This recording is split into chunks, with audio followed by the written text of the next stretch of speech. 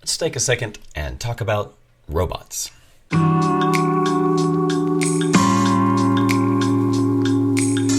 Okay, so first off, my voice is not great right now. I have my hot drink of choice trying to get through this, but I just wanted to talk through some really cool things that I have found playing, Guard.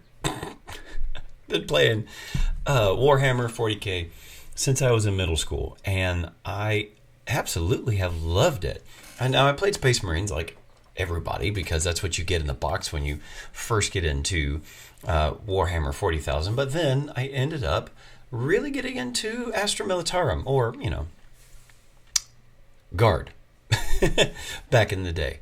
And they are fun. Like, I enjoy the Guard. And if you look through, you can see that there's a theme that they have. And it's basically, it's horses. The theme is horses. Okay, the theme is horses now, per se, I guess. No, the theme isn't horses, even though they would have you believe that Lord Maestro Dryer is the guy, even though his horse has weird claw things on him, which for story reasons makes sense, I guess. No, the theme of Guard is troops. Tons and tons of troops. All the Cadian shock troops you could possibly want to field. All of the Catachan that you could possibly ever want to have. And join with me here real quick. He's still here. It's the year of our Lord 2025. And he's still here. This poor paint job. He tried real hard. I don't know. Games Workshop, get it together, I guess. But there, even though you have Tempestuous Scions, which are, a neat unit because they're a little more power armor heavy, even though you have, some Psychers and you have Gaunt's Ghosts and Heavy Weapon Squad, I always, when I was playing, I was always interested in the Guard and the thing that they had.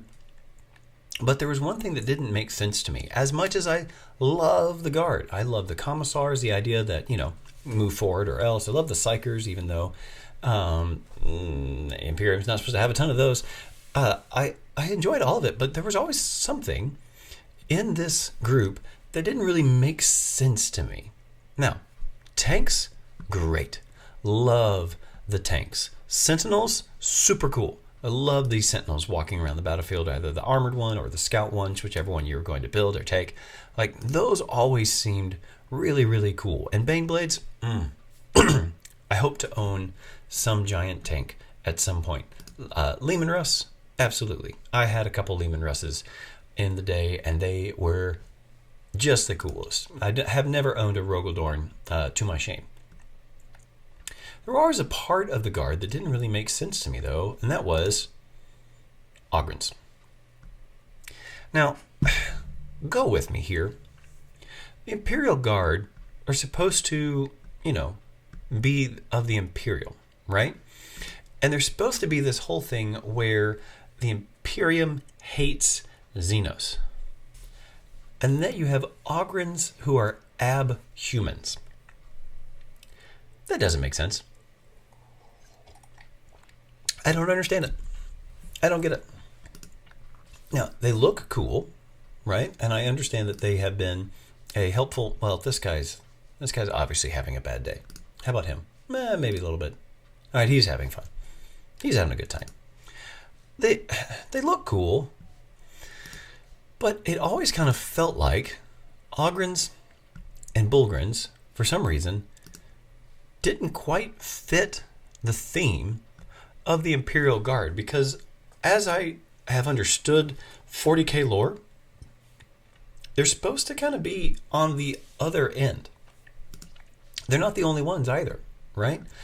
They're not the only abhuman that the Imperium just happens to be cool with.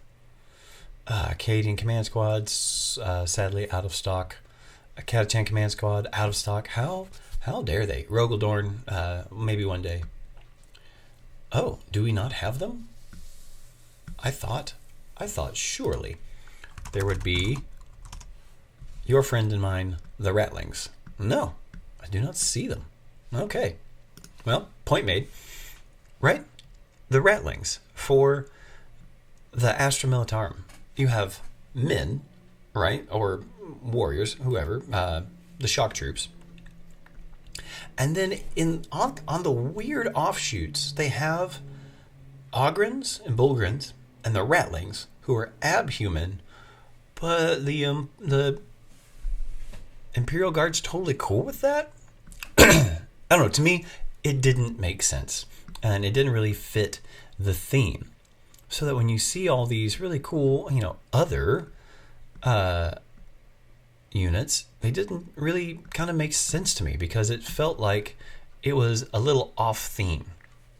And so when OnePage Rules started doing their Human Defense Force for their crew, I was really excited to see what they were going to do, because Bulgrins and Ogrins are a really unique type of unit for Warhammer 40k.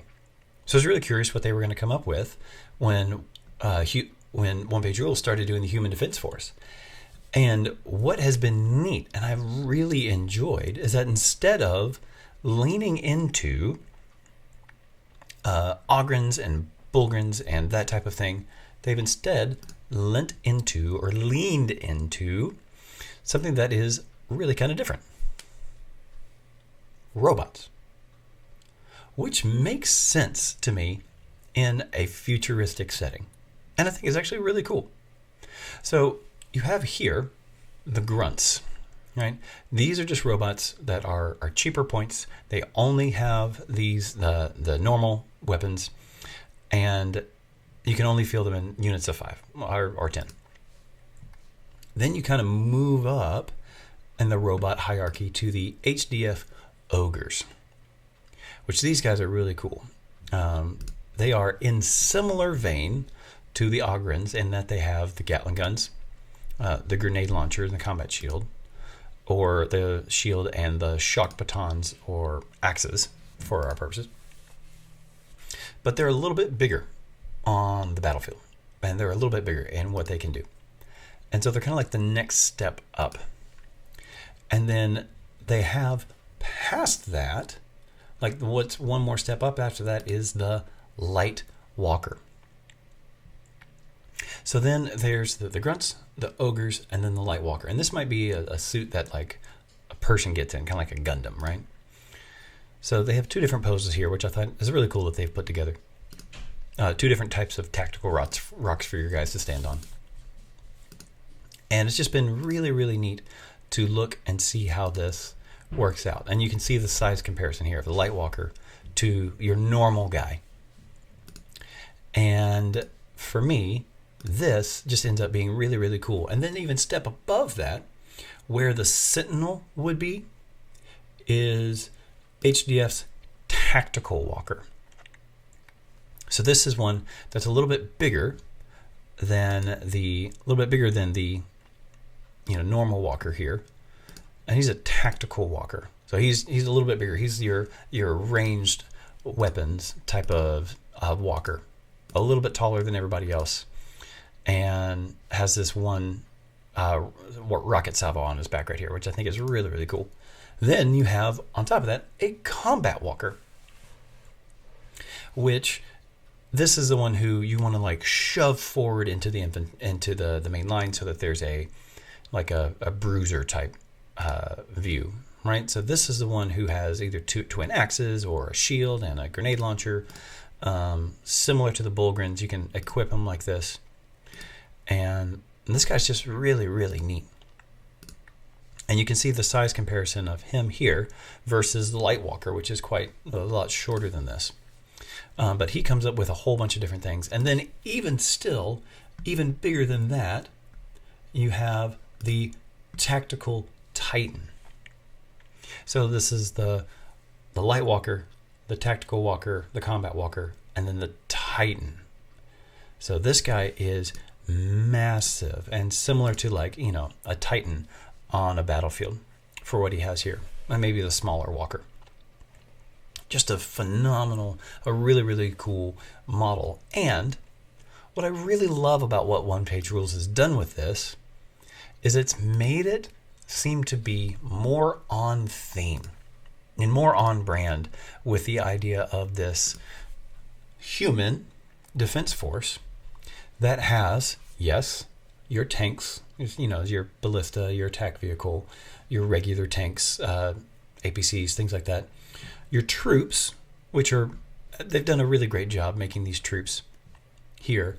But then in that, there are also these robots that really kind of fit into the theme. And I feel like fit better into a theme than having rattlings and ogres and other things like that. For me, personally, I think this really, really helps it be on theme, so that when you go and you make a army for OnePage Rules and you want to make a human defense force army and you want it to be like robot heavy, I was playing around with this a little ago. You have your company leader, which you can make, again, this just kind of seems cool to me, HDF Psi Hacker. So instead of it being like a psyker, you have this like hacker person, which I just think is super cool. So you can have your Psi Hacker here, which makes him a caster. And then you can have your units of ogre robots. You can have a light walker and a combat walker, which is something that I've just done. You put on your shock batons for one robot walkers. You've got the other ones with the Gatling guns. And then you have your light walker with a cluster missile, and the one I have downstairs that I've already made up is a rapid missile launcher. And then there you go. I've got him like that. So this could potentially be just a quick, easy, dirty 1,000-point army. A Psi Hacker, 3 robots with batons, 3 robots with Gatling guns, a light walker with a rapid missile launcher, and then a combat walker with enerjacks and a Gatling gun. And it just makes for a really cool thematic looking army that's mostly robots. And for me, there's just something about the theme that just feels more right.